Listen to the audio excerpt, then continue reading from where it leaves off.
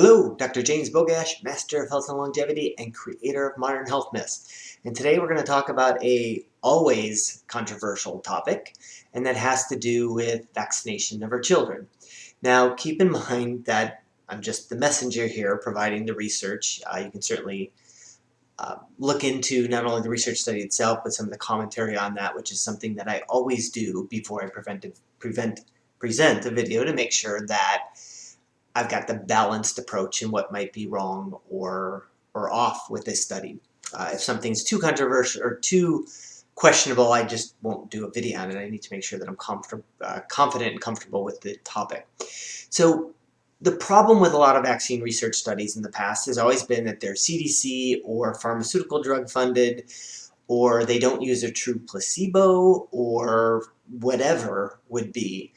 And so you can't really rely on the outcomes because there's bias associated with them. And that's with any study. Is like, as much as we'd like to think that we're going to be bias free, that is not the case. We're humans. We have a tendency towards bias one way or the other. For me, it's always about lifestyle changes in the way our bodies were designed rather than the way science thinks we can better them. So this particular study had a very interesting way of looking at vaccines and how they affected children's overall health. Now, again, we're not looking at individual vaccines, we're looking at big picture. And so it makes no sense to me to be anti or pro-vaccine. We need to be, that's as stupid as saying you're anti or pro-drug. Well, if you're dying of a septic infection from that got through the kidneys, like, it makes sense to have antibiotics. Like, that's not the time for it. It's all a discussion about each one individually, not about big picture. So I always refuse to discuss pro-anti-vaccine. We can always talk about individual vaccines and how they impact both their effectiveness and kids' health. So this was done out of a pediatric practice in Portland. They narrowed it down to a little over 3,000, so 3,324 kids. And of those, the large majority of them were vaccinated. 560 of them were completely unvaccinated.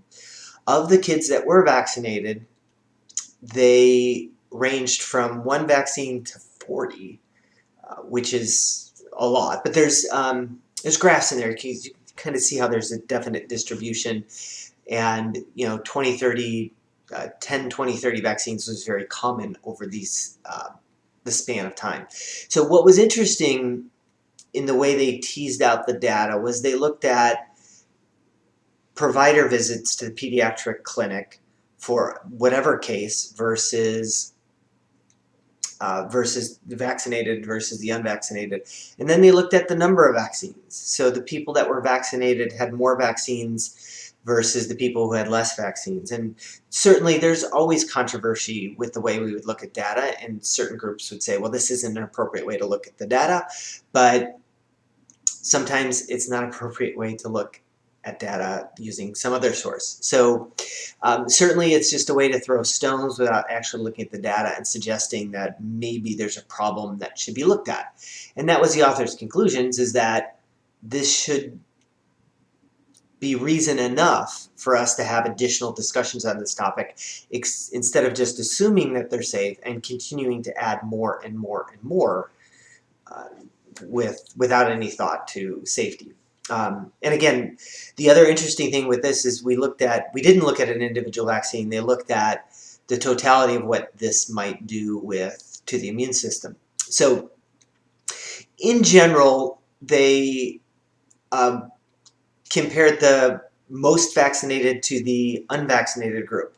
So we're talking kids who had 30 or 40 vaccines.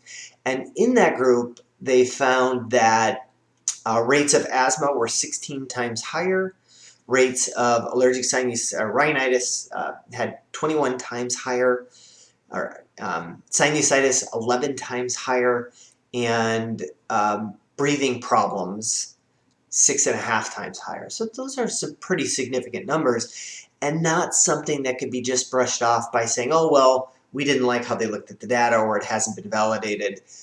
it raises enough questions for us to ask more questions.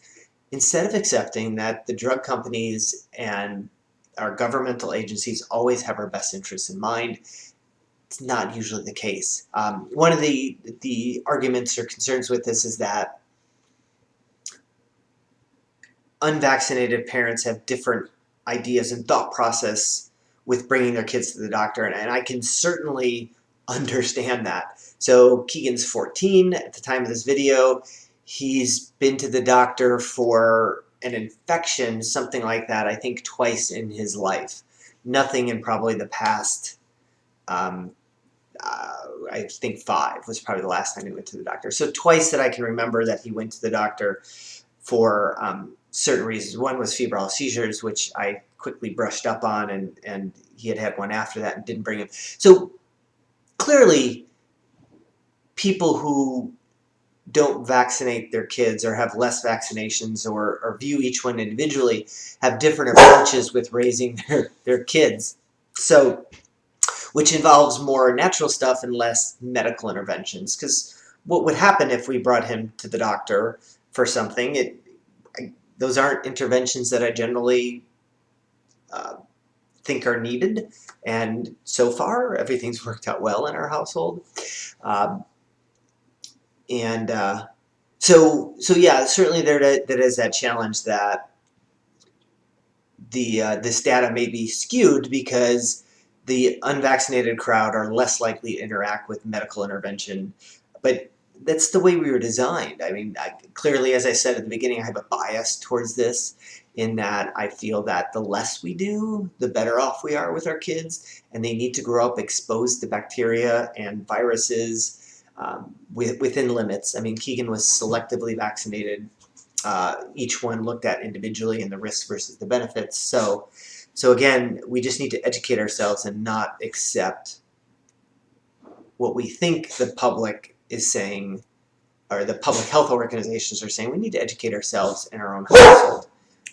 And so she's piping in. She totally agrees with me. Anyway, I'll wrap this up now. So as always, I'll post a link to this particular study in the description.